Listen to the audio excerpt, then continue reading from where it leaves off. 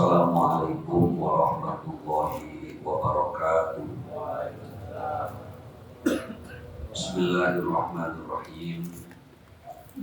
Alhamdulillahilladzi arsala rasulahu bil huda wa dinil haqq liyudhhirahu 'ala dini kullihi walau karihal musyrikun.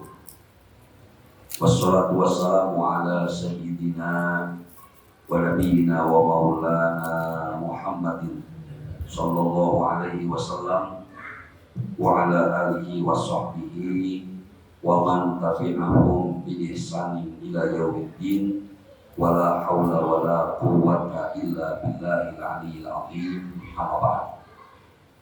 Yaqulullah subhanahu wa ta'ala fi kitabihil karim tabarrukan bil qiraatihi wa ta'abbudan bi tilawatihi. A'udzu billahi minasyaitonir rajim. Bismillahirrahmanirrahim. Laqad kana lakum fi Rasulillahi uswatun hasanah liman kana yarjullaha wal yawmal akhir wa dzakarallaha katsira. Shadaqallahu maulana al-azim. Wallahu a'lamu bishawab.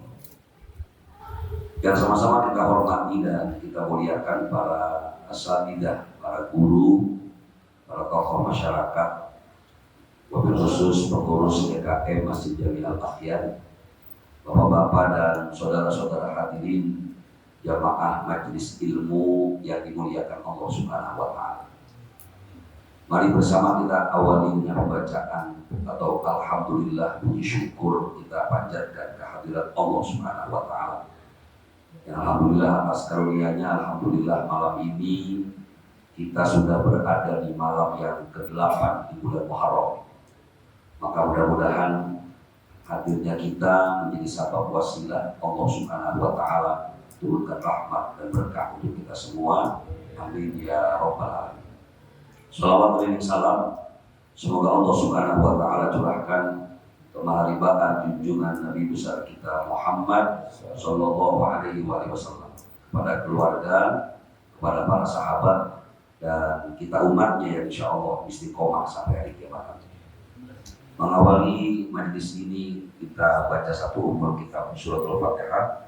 Kita doakan kepada para arwah almarhumah orang-orang tua kita, guru-guru kita, saudara-saudara kita. Semoga Allah ampuni dosa-dosanya, Allah terima segala amal ibadahnya, Allah jadikan kubur Allah bidayahil jannah.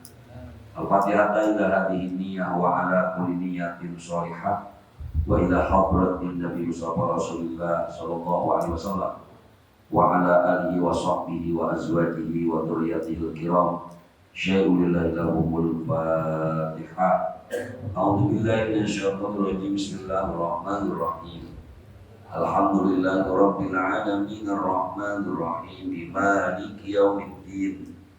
Iyyaka na'budu wa iyyaka nasta'in. Ihdinas siratal mustaqim. Siratal ladzina an'amta 'alaihim ghairil maghdubi 'alaihim waladdallin. Amin. Ya Rabbi bil Mustafa badil maqasidana waghfir lana ma madha wasi'al karami. Ya Rabbi bil Mustafa badil maqasidana waghfir lana Al-Habibul ladzi turja syafa'atuhu likulli haulin minal ahwali muqaddimi. Ya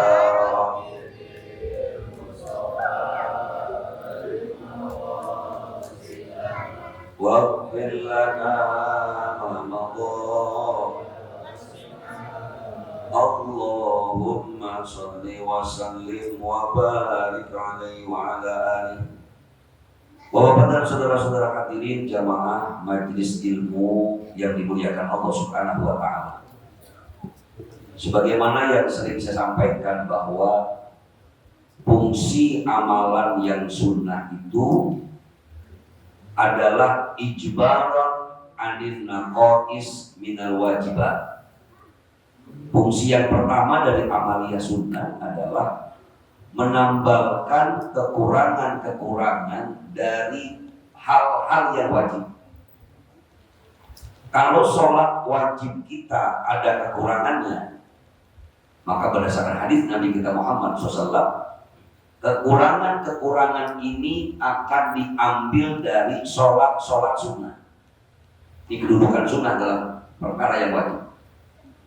Begitu juga orang yang melakukan ibadah saum, di mana kita tahu dalam syariat Nabi kita Muhammad SAW, puasa yang wajib itu secara zatnya hanya ada di bulan suci Ramadan.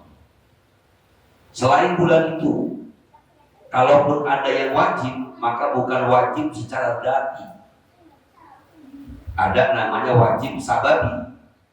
Contoh orang yang membayar puasa qadha. Puasa qadha itu wajib, tetapi wajibnya bukan secara zati, bukan pada dirinya sendiri, tapi karena ada sebab saat Ramadan dia tidak puasa karena sakit atau karena uzur. Maka ketika dia tidak mampu berpuasa dengan adanya uzur yang dibenarkan dalam syarak, maka mereka membayarnya pada qadha puasa. Jadi wajibnya bukan zatnya. Contoh yang ketiga adalah wajibnya orang yang bernazar untuk berpuasa. Awal hukumnya, nazar itu sesuatu yang mubah atau sesuatu yang sunnah. Kemudian dinazarkan, kalau gaji saya naik bulan ini, saya besok mau puasa Asyura. Maka puasa Asyuranya menjadi wajib. Tapi wajibnya bukan secara zatnya, tapi karena sebab. Mana sebabnya? Karena dinazarkan. Ini pentingnya kita menjaga amalia-amalia sunnah. Nah, para ulama, sebagaimana janji saya minggu lalu, kita akan lanjutkan beberapa keistimewaan yang Allah berikan kepada Ashhurul Hurum. Minggu lalu kita bahas bulan-bulan haram, yaitu 3 bulan berturut-turut, 1 bulan menyendiri. Yang berturut-turut itu adalah Dzulqa'dah, Dzulhijjah, Muharram. Sedangkan yang sendirian adalah Rajab. Nah, bulan Dzulhijjah dan Muharram ini adanya berdekatan, maka tadi berturut-turut. Bahkan bulan Dzulhijjah termasuk dari bulan yang terakhir dalam siklus 1 tahun. Sementara Muharram adalah awal ataupun bulan yang pertama dalam siklus 1 tahun. Ini keistimewaan kita mengamalkan puasa-puasa sunnah. Apa kata Nabi? Yang pertama, an Abi Hurairah radhiyallahu anhu qala, su'ila Rasulullah sallallahu alaihi wasallam ayyus sholati afdalu ba'dal maktubah. Sholat apa yang paling utama setelah sholat yang wajib? Ketika ditanya seperti itu, Nabi kita Muhammad SAW bersabda, as-sholatu fi jawfil lail. Sholat di sepertiga malam terakhir. Qila thumma ayyusiyami afdalu ba'da Ramadan. Qala syahrullah alladzi tad'unahu al-Muharram. Kemudian ya Rasulullah, puasa apa yang paling utama setelah bulan Ramadan? Nabi menjawab, yaitu berpuasa di bulan Allah yang kau sebut sebagai bulan Muharram. Nah, ini penjelasan tadi saya bilang. Ternyata di awal tahun Nabi kita Muhammad SAW mengajarkan untuk kita melakukan puasa sunnah. Fungsi keduanya selain tadi menambal, tentu menambah timbangan amal kita. Nah, khusus untuk Muharram, hadirin rahimakumullah, kita akan bahas beberapa poin. Yang pertama poinnya adalah hal-hal yang disepakati oleh para ulama. Artinya tidak ada satupun perbedaan pendapat di kalangan para ulama tentang keistimewaan yang terjadi di bulan Muharram. Pertama tadi, ternyata puasa di bulan Muharram itu karena bulan Muharram puasa di dalamnya adalah puasa yang paling utama setelah bulan suci Ramadan.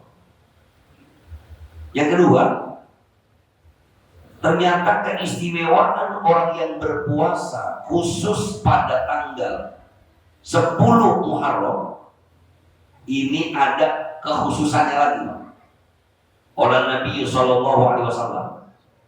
Fima rawahu an Muawiyah bin Abi Sufyan radhiyallahu anhu qala sami'tu Rasulullah sallallahu alaihi wasallam yaqul. Kata Muawiyah bin Abi Sufyan, aku mendengar Rasulullah bersabda, inna hadza yaumu Asyura. Kalau tadi penyebutan Muharram, kali ini langsung disebut oleh Kanjeng Rasul, inna hadza yaumu Asyura. Ini adalah hari Asyura. Asyura diambil dari kata asyirun. Asyirun diambil dari kata asyra yang artinya 10. Apa kata Nabi kemudian?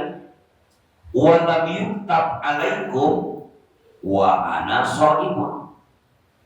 Puasa di bulan atau di tanggal 10 Muharram ini memang tidak wajib. Akan tetapi wa ana shaimun, tetapi saya puasa. Nabi ngomong nggak wajib sih, cuma saya puasa. Maka ulama sepakat berarti ini dalil. Karena kita tahu kalau kita mengambil sunnah itu bukan pengertian fikih, hadis Rasulullah SAW maksudnya. Kata ulama, as-sunnatu ma usnida atau ma sudira minan Nabi Muhammad sallallahu alaihi wasallam min qaulin au fi'lin au takririn. Ada 3 nih kriteria ini. Ucapannya Nabi, perbuatannya Nabi, atau ketetapan Nabi. Termasuk contoh dari ucapan Nabi, tetapi Nabi kita Muhammad SAW belum pernah melakukannya, adalah puasa di tanggal 9 Muharram. Contoh, Nabi udah pernah ngomongin, tapi Nabi gak pernah kerjain. Ada riwayatnya. An Ibnu Abbasin radhiyallahu anhuma qala lamma shoma Rasulullah sallallahu alaihi wasallam yauma Asyura. Diriwayatkan ketika Nabi lagi puasa di tanggal 10 Muharram. Wa amara bisyamihi, dan beliau memerintahkan untuk berpuasa kepada sahabat yang lain. Apa kata beliau? Pertama, para sahabat mengatakan, ya Rasulullah, innahu yaumun tu'azzimuhul yahudu wan nasara. Maaf ya Rasulullah, tanggal 10 ini bukannya hari di mana diagungkan sama orang Yahudi dan orang-orang Nasrani. Faqala idza kana al-'amul muqbil insyaallah sumna al-yauma tasi'a. Apa kata Nabi, Pak? Seandainya ketemu tahun depan, insya Allah dengan izin Allah kita puasa di tanggal 9. Tapi apa yang terjadi?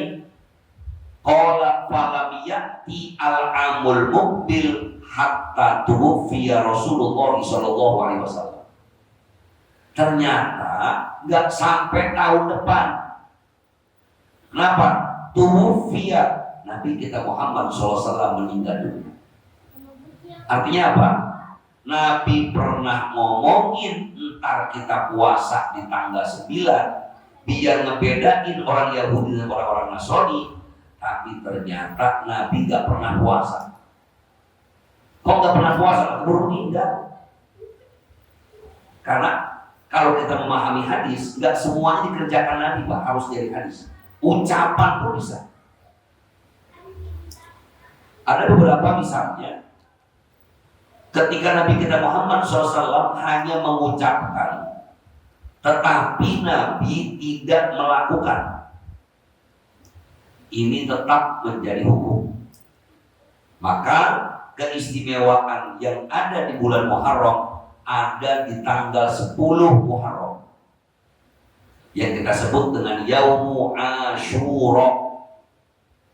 Walaupun dalam sejarah Yaumu Asyura itu ternodai dengan pembunuhannya cucunya Nabi kita Muhammad SAW, Sayyidina Husain di Karbala. Itu kota antara Iran dan Irak. Disitulah Sayyidina Husain terbunuh. Bahkan palanya dicopot, kemudian ditusuk pakai tombak, digiring keliling kota. Ini terjadinya juga sama 10 Muharram. Padahal 10 Muharram ini adalah amaliyah yang dianjurkan Nabi kita Muhammad SAW, di mana puasa Asyura yang terbaik nggak sendirian, Pak. Jadi jangan Asyura aja.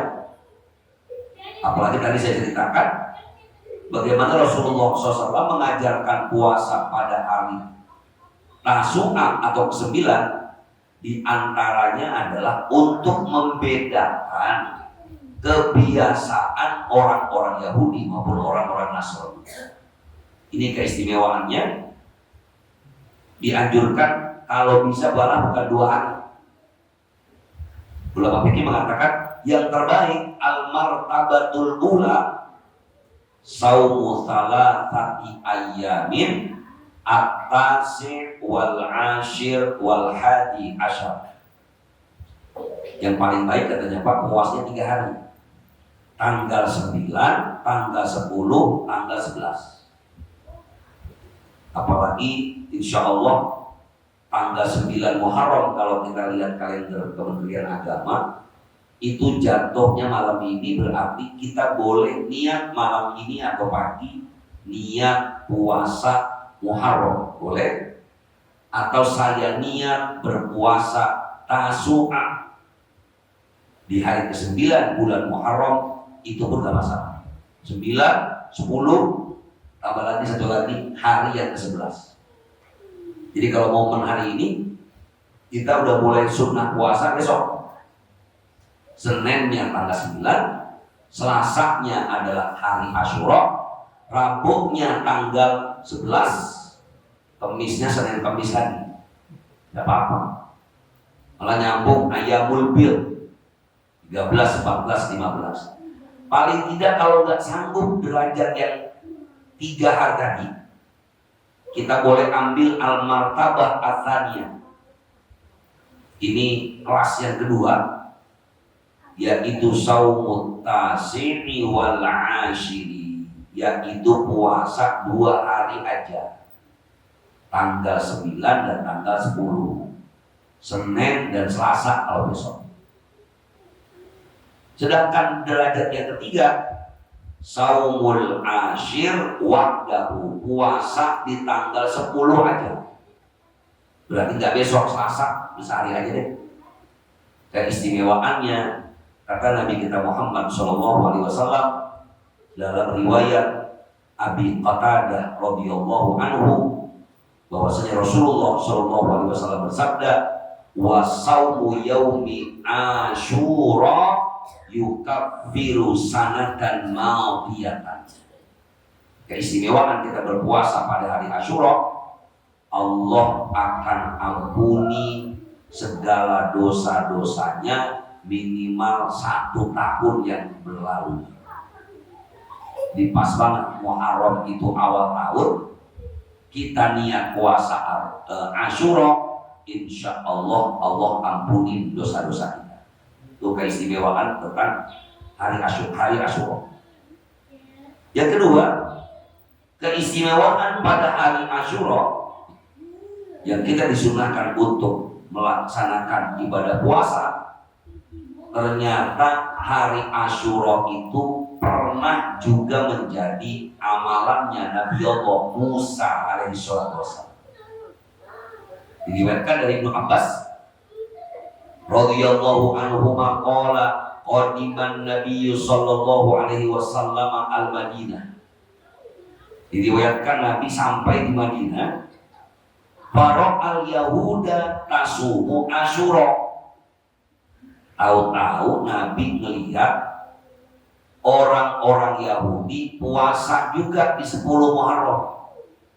Faqala ma hadza. Nabi nanya, ini kok dia pada puasa?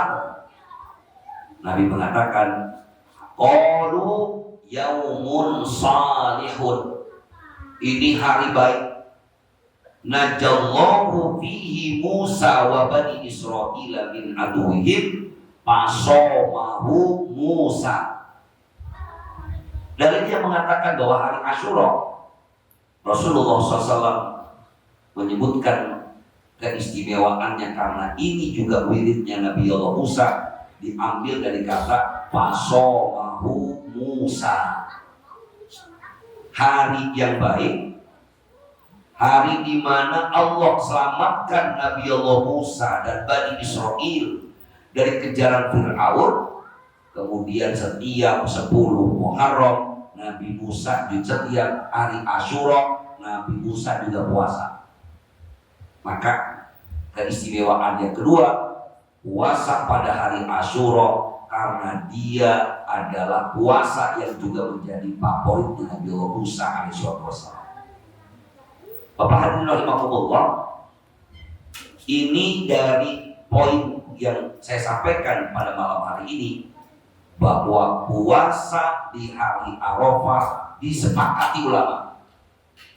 Jadi mau pakai madhab manapun, karena hadisnya sahih, kuat dalilnya, semua sepakat tentang puasa tanggal 9 Muharram dan 10 Muharram yang kita sebut dengan Asyura. Lalu mana perbedaan pendapat? Perbedaan pandangan para ulama bukan pada puasa di hari Arafah. Perbedaan yang pertama terkait tentang peluasan belanja. Dalam bahasa Arab disebut dengan at-tawassu'ah. Wassa'a yuwassi'u, meluaskan. Pengertian sederhananya memberikan bonus yang tidak biasanya. Itu mana tawassul. Kenapa saya katakan ada ikhtilaf? Sebagian ulama menganggap bahwa semua hadis yang berkaitan dengan memberi bonus kepada keluarga di hari Asyura, rata-rata hadisnya dhaif. Bahkan ada yang maudhu. Maka ulama mengatakan kalau ini nggak dipakai sebagai dalil, maka otomatis tidak dilakukan 10 Muharram pakai bonus tadi.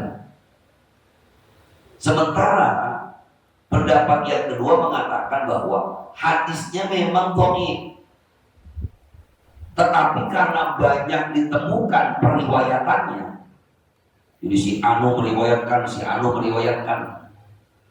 Mana sebunyi hadisnya? Qala Nabi sallallahu alaihi wasallam, man wassa'a ala nafsihi wa ahlihi yauma Asyura wassa'allahu alaihi sa'ira sanati. Siapa orang yang memberikan bonus, meluaskan bagi dirinya dan keluarganya, kapan? Yauma Asyura, di tanggal 10 Muharram. Walaupun misalnya ada perbedaan tanggal 10, nggak apa-apa. Ini kan antara Muhammadiyah dengan pemerintah beda. PBNU bahkan bilang mulainya tanggal 1 itu hari Senin. Ada juga yang bilang bahwa hari Minggu, terserah sebenarnya, tidak ada masalah. Nah, keistimewaannya adalah siapa orang yang tadi memberikan keluasan kepada keluarganya, Allah panjangkan, Allah luaskan rezekinya sepanjang tahun. Kita kasih tuh niatin, ini mumpung masih ada waktu, berarti tinggal besok doang. Nyari duit yang banyakan deh, supaya nanti hari Selasanya bisa kita kasih tuh banyakan dikit sama istri, Pak. Bahkan ulama yang mengatakan hadis ini dhaif dan boleh dijadikan amal atau dalil. Walil hadithi turukun ukhra kulluha dha'ifatun. Hadis ini memang semuanya dhaif. Walakin idza dumma ba'duha ila ba'din izdadat quwwatan. Tetapi karena hadis ini banyak dikumpulkan sebagian satu dengan yang lainnya, maka berubah menjadi kuat. Maka mengamalkan 10 Muharram dengan berbagi atau berbagi bonus buat keluarga kita, ini sangat-sangat dianjurkan. Kepada siapa aja Ustaz? Kepada istri, kepada anak, kepada orang tua. Ini orang tua jangan lupa. Ada berapa orang tua Pak? Nah ini suatu kelupaan. Orang tua yang pertama doang yang dipikirin Asyura. Yang pertama orang tua yang melahirkan kita. Yang kedua orang tua yang ngasihin istrinya sama kita. Nah yang ketiga yang sering kelupaan ini, lewat-lewat doang. Siapa Pak? Guru. Iya bawa kue lewat doang itu kebahagiaan. Saya tungguin nanti hari Asyura.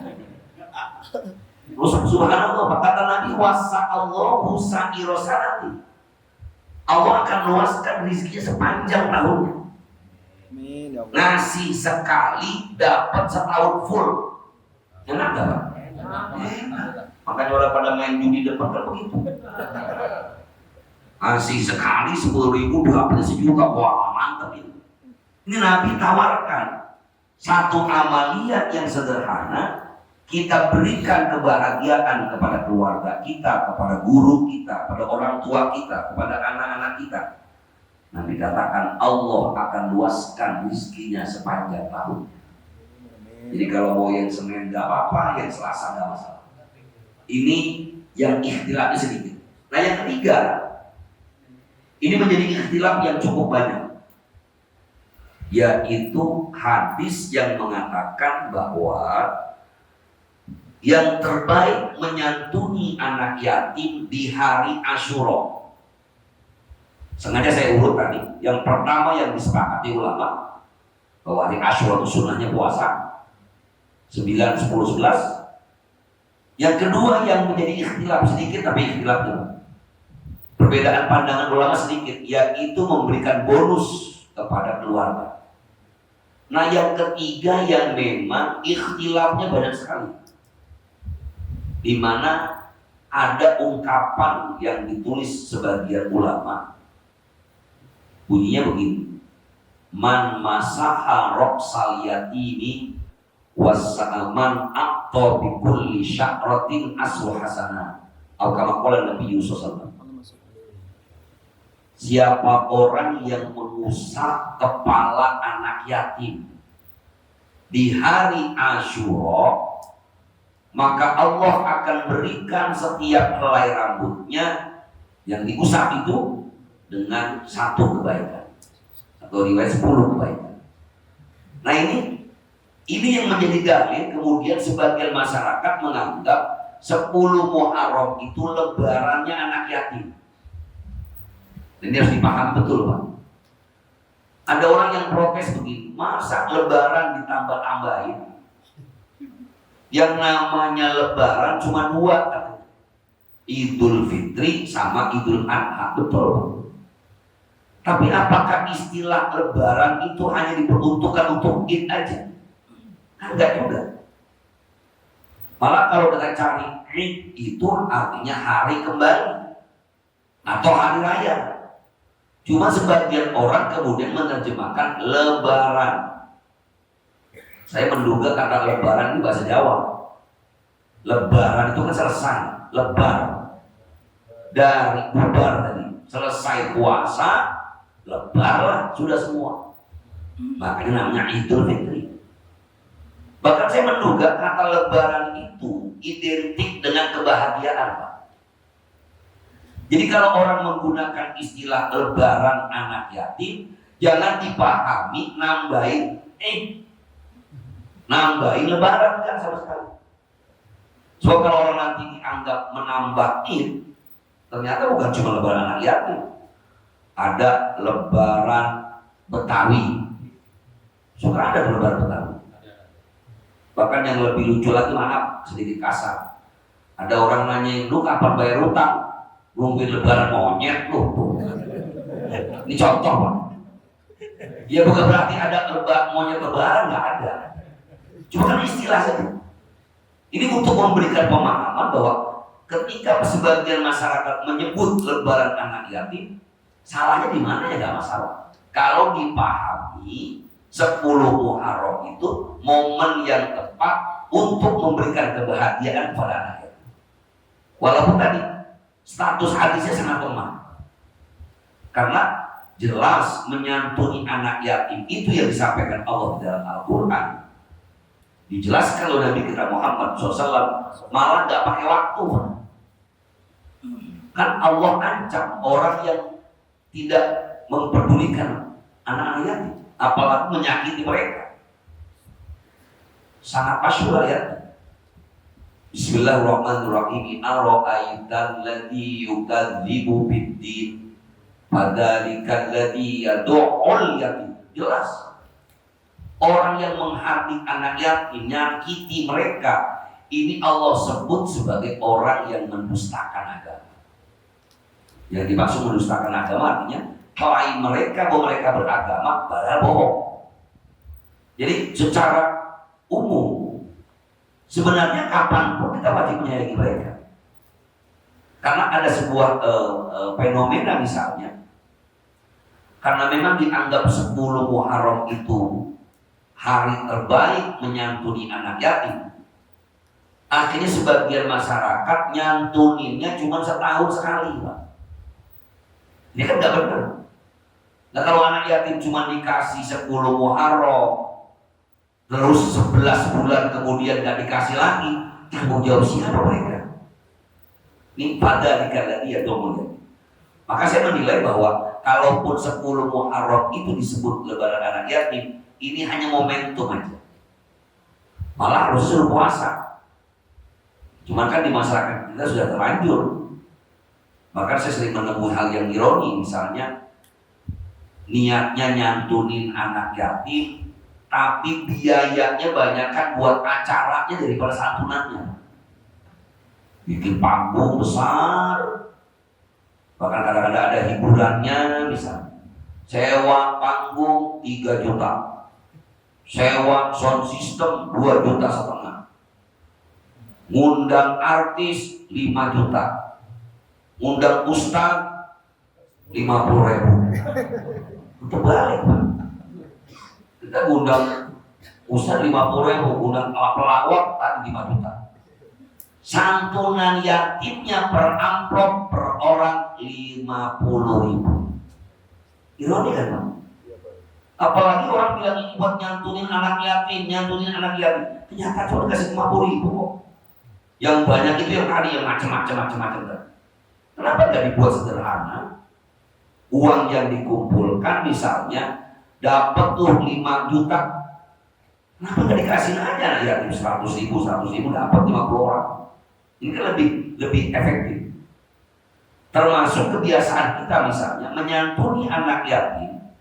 Saya suka tanya kenapa sih harus dipanggil, dipajang depan orang? Biar syiar, Ustaz. Biar orang lain tertarik menyantuni anak yatim. Mungkin ini bisa dibenarkan. Tapi kenapa nggak kita pikirkan psikologis dari anak-anak kita? Kira-kira kalau kita nih semua bapak-bapak yang hadir malam ini, Allah Ta'ala panggil kita duluan meninggal. Salam amat, Pak ya. Diomongin mati gak ada yang diem aja, salam amat. Ini mah andai saja, Pak. Walaupun kenapa begini doang sudah kesini. Ini semua maksudnya. Kalau kemudian anak kita yang meninggal berarti anak kita apa? Yatim, Pak. Apa kita ngelihat saat kita sudah ada di alamul barzakh? Dalam satu pendapat kita bisa lihat sedih gak kita ngeliatin anak kita lagi dipanggil Udin bin almarhum Ahmad. Si Ahmad lagi ngeliati ini. Saya tidak bilang ini haram, enggak. Saya tidak bilang ini haram. Cuma cara yang terbaik adalah memanusiakan manusia. Kesannya kalau kita baris harus begini, Pak. Itu kan malu mereka. Apalagi anak yatim udah dewasa. Bahkan saya termasuk orang yang nggak setuju ketika sebuah lembaga misalnya menggunakan nama pesantren khusus yatim. Saya termasuk nggak setuju, Pak. Kenapa? Ini akan membuat mereka minder. Apalagi pesantren khusus orang susah. Kira-kira yang mondok di situ keluar malu nggak, Pak? Lu mondok di mana? Pesantren orang susah, Fatimiyah. Ya. Malu-malu itu kalau nggak pede dia. Ya orang pesantrennya begitu. Bapak nggak percaya? Hari ini orang yang sekolahnya tidak favorit itu punya rasa yang beda dengan orang yang sekolah di tempat favorit. Kuliah aja, Pak. Bapak misalnya punya anak ente kuliah di mana? UI.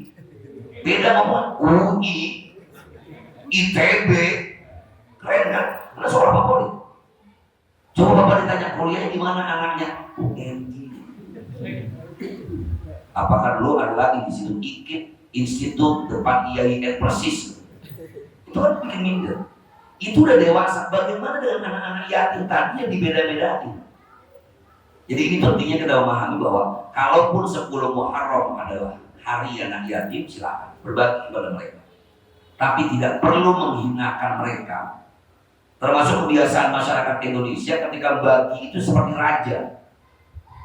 Ayo kumpul. Semua tangan begini. Dia yang pegang duit. Mungkin kita pernah lihat fenomena di mana orang antri, Pak. Pembagian itu, antri semua. Biar nyohor. Dia tanggal sekian nih, Bapak Anu ngasih duit. Ayo antri panjang. Kan dia orang kaya. Kenapa gak dikasih orang asisten? Ente 10 orang aneh gaji. Tolong bagiin anak-anak yatim orang miskin ini kasih. Aneh gak mau tahu, guys. Gaji orang 10, suruh antar-anterin. Bisa gak, Pak? Kalau digaji juga bisa, dia mau. Loh ini diumumkan, yang mau duit sama beras silakan kumpul di Masjid Al-Akhirah. Ayo, sini. Ayo. Foto video. Ini kan aneh. Pertama tidak memanusiakan manusia, kemudian akan ada muncul dia. Dia ingin dilihat orang, ingin dipuji orang. Walaupun lagi-lagi kebiasaan kita yang agak sulit dihilangkan. Paling tidak kita mencoba belajar memanusiakan mereka. Yang terakhir adalah Allah. Tentu yang terbaik bukan hanya menyantuni secara habis, apalagi konsumtif. Kita harus ajak anak-anak kita jangan sampai terus menjadi orang yang tangannya di bawah. Sebab kata Nabi kita Muhammad SAW, al-yadul ulya khairun minal yadi sufla. Tangan yang di atas lebih baik daripada tangan yang di bawah. Artinya apa? Dibiasakan untuk berbagi, bukan untuk begini. Karena kalau orang udah mentalnya kayak begini, ini nggak akan pernah maju. Ya, mudah-mudahan di momentum 10 Muharram ini insya Allah kita lihatkan, mudah-mudahan kita bisa mulai besok puasa. Kalau Senin nggak sempet, Selasa deh. Selasa nggak sempet, Rabu nggak sempet, Kamis nggak sempet juga, terserah. Ya, Nabi juga marah tadi, wa ana shaim. Walaupun nggak wajib kata Nabi, wa ana shaim, tapi saya puasa. Jangan lupa juga kita niatkan 10 Muharram kita berbagi pada anak istri kita. Saya punya kebiasaan dari guru-guru saya, 10 Muharram itu minimal nambahin 2 kali lipat uang belanja istri. Jadi mudah-mudahan gak kedengeran keluar. Takut ditagih soalnya. Tapi istri saya udah tahu duluan, Pak. Jadi karena udah 10 Muharram udah ngingetin, Bi, jangan lupa Bi ya di Selasa Bi. Saya udah ingat itu, iya insya Allah. Walaupun nggak mesti maksain diri, nggak mesti utang-utangan apa yang kita punya. Kalau kita biasa ngasih 50.000, kita kasih 51.000 juga udah dapat sunnah. Walaupun cuma nambah 1.000 perak lumayan. Baik Bapak Ibu hadirin rahimakumullah, demikianlah kajian kita di kesempatan malam hari ini. Mudah-mudahan ada manfaatnya dan saya mohon maaf jika pada kekurangan dan kesilapan. Seperti biasa, ini tidak ada hal yang ditanyakan. Fa'idhafadhal. Adanallahu wa iyyakum ajma'in. Wassalamualaikum warahmatullahi wabarakatuh. Ya, silakan Pak.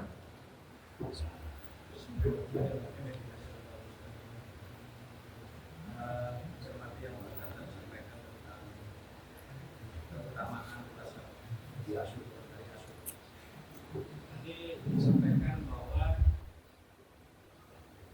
kalau sholat tadi, sholat wajib, terutama sholat sunnah yaitu sholat pernikahan, menjelaskan juga puasa setelah puasa Ramadan adalah puasa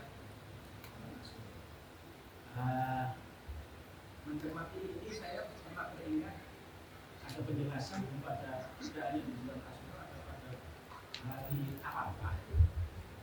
Tadi pengadilannya menjelaskan akan menghapuskan puasa setahun yang lalu dan setahun yang akan datang. Mencermati ini kan malah lebih, ini bukan kami ini tapi kok ada yang lebih utama ini Pak. Mana ini sebenarnya mana ini yang kira-kira yang tinggi lah. Ini yang pertama. Baik. Kemudian tadi masalah Nabi Musa.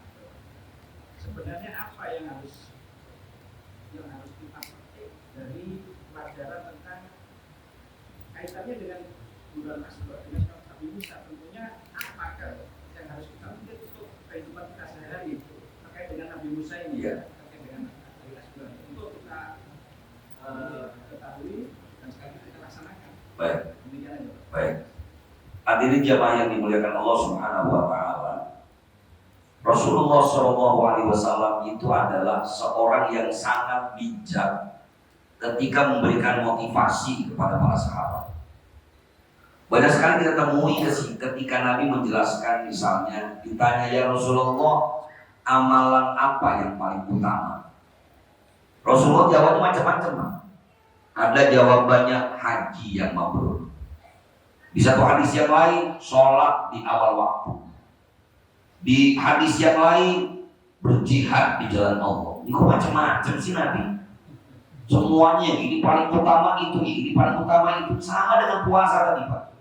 Kalau puasa di hari Arafah, Nabi katakan yukaffiru sanatain, menghapus dosa 2 tahun, madiyatan wa mustaqbalatan, 1 tahun sebelumnya, 1 tahun sesudahnya.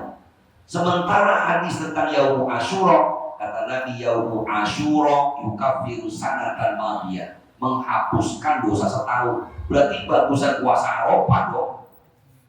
Pahalanya banyak kan? Betul. Tetapi dari sisi semua bulan yang Nabi sebut lebih afdol setelah Ramadan, itu bukan Arafah, bukan Asyura, tapi puasa di bulan Muharram.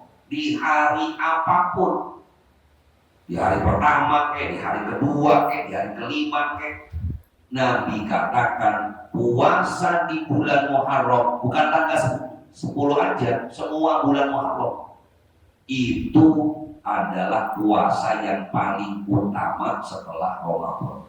Nah, yang harus kita pahami tadi, Rasulullah itu adalah orang yang ingin memotivasi umat. Jadi pada kesimpulannya adalah kita suruh puasa. Jangan sampai nggak puasa. Ini loh bulan yang memang lebih setelah Ramadan, ini bulan Muharram utama. Jadi supaya kita termotivasi untuk itu. Walaupun tadi saya katakan bahwa yang disebut lebih baik setelah Ramadan itu bukan pada tanggal 10-nya, tapi Muharram secara keseluruhan. Sebagaimana kata Nabi, bila ayusyami abdul ba'da Ramadan. Ya Rasulullah, puasa apa yang paling utama setelah Ramadan? Nabi sebutkan syahrullah alladzi tarunahul Muharram, bulan Allah yang kamu sebut Muharram. Jadi dipahaminya ini sebagai sebuah motivasi. Jadi jangan nanya misalnya, jadi yang paling utama apa sih Ustaz? Buat santri misalnya saya bilang, mana yang lebih utama, baca Al-Quran apa ngapal Alfiyah? Saya akan bilang ngapal Alfiyah, karena lagi proses dia ngapal. Mana yang lebih utama, ngaji apa nganterin Nabi? Lah nganterin saya Pak. Nah, kalau saya nggak diantarin, itu kan begitu kira-kira gambar. Jadi Rasulullah luar biasa, dia tahu betul orang yang lagi malas sholat nih. Ya Rasulullah, amal apa yang paling utama? As-sholatu ala waktiha, sholat di awal waktu, semangat. Lagi malas perang, ya Rasulullah, amal apa yang paling utama? Jihad fisabilillah, gua perang. Begitu. Jadi apa yang diajarkan Nabi semata-mata adalah memotivasi para sahabat, yang pada ujungnya adalah memotivasi kita. Nah yang kedua, apa yang dapat kita ambil dari kisah Nabi Allah Musa alaihissalam? Apa yang disampaikan oleh Kanjeng Rasul tentang bahwa Nabi Musa saking bersyukurnya Allah selamatkan dari kejaran Fir'aun, salah satu bentuk syukurnya adalah puasa. Yang dapat kita ambil, lihat kisahnya luar biasa. Bagaimana Nabi Allah Musa mempertahankan keyakinannya kepada Allah Subhanahu wa Ta'ala, rela melepaskan sesuatu yang sudah diberikan oleh Fir'aun. Fir'aun itu kan bapak angkat Nabi Musa. Yang namanya anak angkat raja udah pasti mewah. Orang anak angkatnya raja kok. Anak angkat RT juga banyak. Oh iya, gue sih anak RT nih, atau anak angkatnya si Ruben Onsu. Itu kan semua dikasih. Ini anak angkatnya raja, tapi karena mempertahankan akidah nggak bisa. Sampai kan disinggung dia. Bahasa kasarnya begini, kamu tuh yang nolongin saya, kata Firaun. Dari kecil saya biayain sampai dewasa, kenapa melawan? Malah memusuhi saya. Ini karena perintah Allah, keyakinan untuk menyampaikan. Maka Nabi Allah Musa mendakwahkan kepada Fir'aun tidak kasar. Qaulan layyinan. Dalam Al-Quran sebutkan ucapan yang lemah lembut kepada Nabi Allah Musa dan Nabi Allah Harun berangkat. Jadi itibarnya pelajarannya adalah bahwa Allah Subhanahu wa Ta'ala ketika kita mempertahankan keyakinan kita, maka pasti Allah akan menolong kita. Yang kedua, ulama juga mengatakan kisah Nabi Allah Musa kepada Fir'aun ini sebagai kisah yang pasti akan terus berulang. Selalu akan ada mereka yang barisannya Nabi Allah Musa, mereka yang barisannya Fir'aun. Entah Fir'aunnya bernama siapa, entah Fir'aunnya berbentuk apa, yang pasti ini adalah pelajaran buat kita bahwa sejarah pasti akan terus berulang. Maka yang terbaik adalah kita berlindung kepada Allah Subhanahu wa Ta'ala, termasuk dalam barisannya Nabi Allah Musa dan bukan barisan Fir'aun laknatullah alaihi. Jadi demikian. Allah. Silakan. Kita yang punya kadang-kadang yang anak yatim, ternyata kita kasih kalau yang dia muda, tapi anak yatimnya itu nggak ada.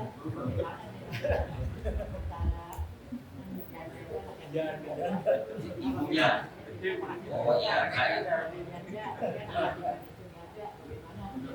baik. Adalah Allah, prinsipnya menolong sesama manusia mulia di hadapan Allah Subhanahu wa Ta'ala. Selama niat kita lillahi ta'ala gak masalah. Ini pantesan kok di panitia yang dibagi santunan apa yatimnya itu dulu gitu. Yang lain mah gak ada anak-anaknya dulu. Tapi besok ada lagi sambal, dia lagi gak tahunya emaknya. Bagaimana Pak Ustadz sekalian saya santunin, gak apa-apa kalau dia orang gak mampu. Kalau bapak mampu sekalian nikahi, gak ada masalah. Iya betul, gak ada aib menikahi janda. Apalagi jandanya punya anak yatim, itu tanggung jawabnya lebih besar lagi. Tapi hati-hati, jangan sampai nanti harta warisannya dia kita sembunyikan. Ayat yang berkaitan dengan innal ladzina ya'kuluna amwalal yatama dzulma, sesungguhnya orang yang makan harta anak yatim secara zalim, itu kasusnya adalah laki-laki yang menikahi janda, punya anak yatim. Tahu-tahu harta warisan bapaknya tuh si yatim dimakan sama bapak tirinya. Laki-laki kan secara naluri dia pilihnya pasti gitulah. Ada janda yang satu kaya, cantik, anak yatimnya 2. Yang kedua ada janda miskin, anaknya 7. Umurnya udah 59 tahun. Pilih mana Pak? Gak usah jawab, gue udah tahu jawabannya. Manusiawi kan? Apa boleh silakan selama jalannya benar. Jalan sesuai dengan aturan Allah gak ada masalah. Kita santuni anak-anaknya, kita nikahi ibunya gak ada masalah. Asal caranya benar sesuai dengan syariat. Lihat dari demikian. Ya. Waalaikumsalam. Ya. Gimana pandangan Islam dalam tersebut ya? Atau yang dianjurkan agar memudahkan keinginan kita dapat sudah tercapai, atau yang tidak dianjurkan itu Pak? Karena perubahan fungsional menjadi wajib. Oh, baik. Para ulama berbeda pandangan tentang mana yang terbaik, apakah nadar atau tidak nadar. Kalau kita lihat para nabi banyak sekali bernadar.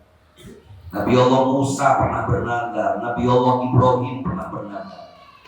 Jadi tetapi menurut pandangan ulama-ulama Syafi'iyah, yang terbaik tidak dinadarkan. Jadi biarkan saja alamiah. Bukan merubah dari yang sunnah menjadi wajib sebenarnya, tapi kesannya kok pelit. Kalau nggak dinadarkan, nggak ngasih lo kan. Kalau saya dapat duit banyak, saya nadar mau sodako. Harusnya kalau usah dinadarkan, udah dapat duitnya harus sodako aja. Itu yang terbaik. Jadi ada 2 pilihan sebenarnya. Kalau pakai pendapat ulama yang mengatakan nggak masalah, supaya menambah semangat. Kalau nggak dinadarkan, Ustaz suka males, maka sengaja dinadarkan. Walaupun yang terbaik dalam pandangan ulama-ulama kita, kalaupun nadar hanya sesekali, jangan terlalu sering, jangan apa aja dinadarkan. Saya nadar begini, apalagi nadarnya modus. Saya pernah nemuin orang nadar modus Pak. Ustaz, saya udah nadar nih, kalau memang saya pergi haji tahun ini, saya nadar nyandung. Tahu nyandung Pak, kawin lagi. Ya udah pakai dinadarin amat, dinadarin mau sih begitu. Asli Pak Allah. Ya, saya tuh nggak usah dinadarkan, bilang aja pengen bagi ngomong nadar. Sebenarnya jangan, karena nadar itu kan utang. Apalagi salah satu efek negatifnya, takutnya kita lupa. Kalau kita lupa kita dosa Pak, kayak kibar yamin namanya. Atau bahkan orang yang menadarkan sesuatu seringkali ditegur Allah nanti kita. Ada sesuatu apa sakit, ada sesuatu kok ini hilang melulu duit saya, kok usaha ini mentok dulu. Oh ternyata ada satu nadar yang terlupakan saya rasakan. Jadi daripada khawatir kita lupa, lebih baik tidak bernadar dulu. Kira demikian. Wallahu a'lam. Baik, hadirin Allah. Mudah-mudahan pertanyaan yang diajukan dapat kita manfaatkan bersama. Mari kita takhtimkan majelis ilmu yang mulia ini dan menyampaikan doa ilaha diniyah al-Fatihah. A'udzubillahi minasyaitonir rajim. Bismillahirrahmanirrahim. Alhamdulillahirabbil alamin arrahmanir rahim maliki yaumiddin. Iyyaka na'budu wa iyyaka nasta'in ihdinas mustaqim. Shiratal ladzina an'amta 'alaihim ghairil maghdubi 'alaihim waladdallin. Allahumma ya rabbal alamin shalli ala sayyidina Muhammad wa ala ali sayyidina Muhammad. Allahumma qul lana dhunubana wa liwalidina wa limasyayikhina wa liman wa liman wa li jami'il muslimina wal muslimat wal mu'minina wal mu'minat al-ahya'i wal amwat. Rabbana taqabbal minna innaka antas samiul 'alim wa tub 'alaina innaka antat tawwabur rahim. Rabbana atina fid dunya hasanah wa fil akhirati hasanah wa qina adzabannar. Walhamdulillahirabbil alamin. Subhanakallahumma wa bihamdika asyhadu an la ilaha illa anta astaghfiruka wa atubu ilaik. Wassalamualaikum warahmatullahi wabarakatuh.